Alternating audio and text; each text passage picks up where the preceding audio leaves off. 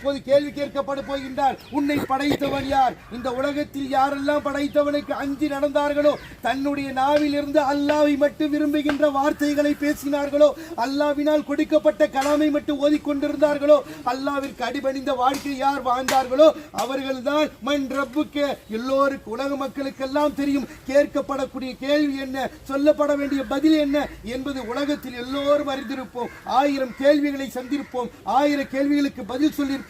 ஆனால் இங்கே நாம் சொல்லப்படுகின்ற கேள்வி எல்லோருக்கும் தெரியும். உன்னை படைத்தவன் யார், உன்னை படைத்தவன் யார் என்ற பதிலை சரியான முறையில் சொல்லப்பட வேண்டும் என்றால் இந்த உலக வாழ்க்கையில் படைத்த அல்லாஹ்வை வணங்கி இருக்க வேண்டும், அவனை மட்டும் சுஜூத் செய்திருக்க வேண்டும். ஐங்கால கடமையாக்கப்பட்ட தொழுகையை விடாமல் மரண படுக்கை வரை எவர்கள் தொழுதார்களோ அவர்களால் தான் இந்த பதிலை சொல்ல இயலும். தொழுகையற்றவர்களால் பதில் சொல்ல இயலாது. அன்பார்களே, தொழுகையற்ற நிலையில் நம்முடைய மரண படுக்கை இருக்கிறது, கபருடைய வேதனையிலிருந்து காப்பாற்றவே முடியாது.